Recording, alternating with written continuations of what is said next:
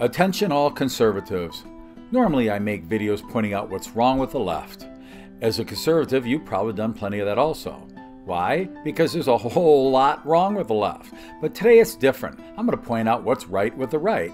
You see, if we allow ourselves to focus only on what is wrong and wallow in negativity of how horrible left-wing governance is, and how bad Hollywood is, and how science has abandoned logic in exchange for French-kissing, wild-eyed, politically correct myths that take more faith to believe in than I have, we would fall short in heeding the biblical warning of don't get weary in well-doing.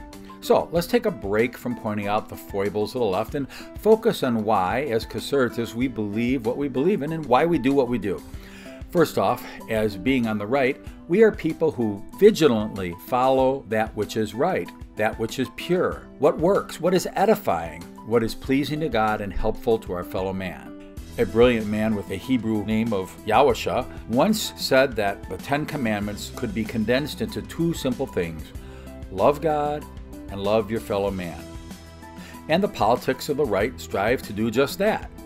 Oh, in the short run, it may look like we're heartless conservatives who are cruel by insisting people do such things as getting a job, or maybe guarding our southern border and protecting it so that we don't get overrun with people that we can't sustain. But in the long term, it's policies like these that ensure that we stay a vibrant nation capable of providing an infrastructure and support and opportunity for all Americans, those who are already citizens here now and those who bother to immigrate legally. We're not about the quick fix. We know that welfare is a band-aid and doesn't last long and is not good in the long term for anyone. In contrast, many liberals hate God and hate their fellow man and are consumed only upon their lusts, so that they always want that quick fix from government, funded, of course, by conservatives who actually have jobs in the private sector. But we're not focusing on them now, we're focusing on us. So we need to seriously lock and load, lock into our mind, will, and emotions, and our spirits for that matter, that we are indeed right. And the deeds we're surrounding ourselves with are right. We're about doing the right thing. And that if our philosophies for one moment differ with that of a philosophy of helping our fellow man and being pleasing to God, we better change something, so that our philosophies, once implemented as public policy, would make this country and this world a far better place. Oh, we're not perfect, but we do serve the one who is. And it's He who puts us on the path that we're on to pursue righteousness in a mighty high calling that we need to follow with passion and purpose, and without leaving logic, as the other side is forced to do, in order to believe what they believe. So how could we do this? By shaking off all that negative stuff we've been told about our conservative philosophies that the world and the media, etc., keeps telling us. And most importantly, we must not compromise or surrender our values.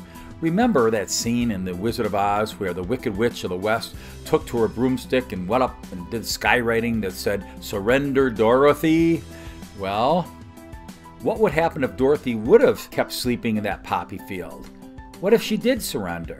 She never would have made it to the Emerald City, melted down the Wicked Witch, and emancipated Munchkinland.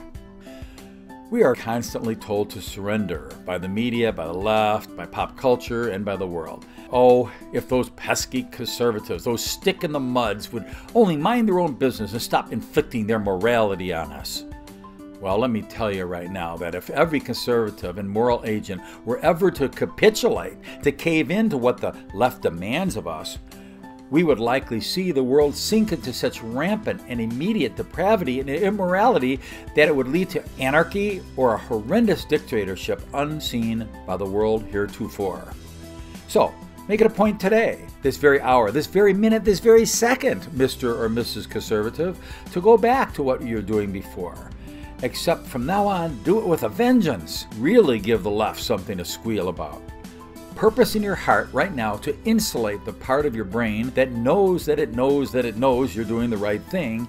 And when anyone on the left dares to say their insane ideas are better than yours, or that you don't care, just turn a deaf ear to their criticism and their lies and their half-truths, and definitely don't let it define who you are.